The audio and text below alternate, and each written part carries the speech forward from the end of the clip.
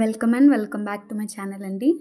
ఈ వీడియోలో నేను టిఫిన్లోకైనా రైస్లోకైనా సైడ్ డిష్లా తిని స్పైసీ అండ్ రుచిగా ఉండే ఆనియన్ చట్నీ ఎలా చేసుకోవాలో చూపిస్తున్నాను. ముందుగా వేడి నీళ్ళలోకి కారంకి సరిపడా ఎండుమిర్చి వేసుకొని నానబెట్టుకోవాలి.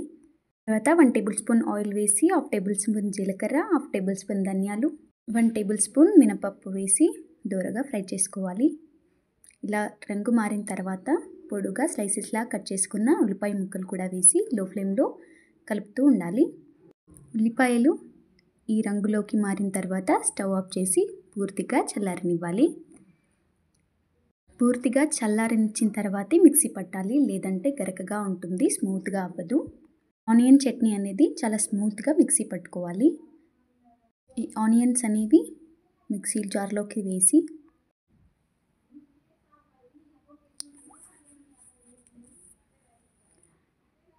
తర్వాత నానబెట్టిన ఎండుమిర్చి, కొద్దిగా బెల్లం, పసుపు, రుచికి సరిపడా ఉప్పు వేసి స్మూత్గా పేస్ట్ చేసుకోవాలి.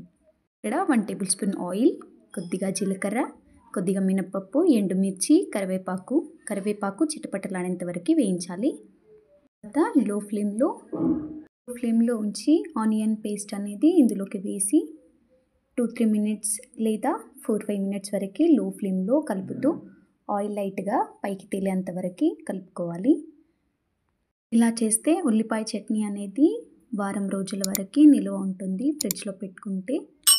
ఇలాంటి మరెన్నో యూస్ఫుల్ వీడియోస్ కోసం నా ఛానల్ని లైక్ చేయండి, షేర్ చేయండి, సబ్స్క్రైబ్ చేయండి. Thanks for watching.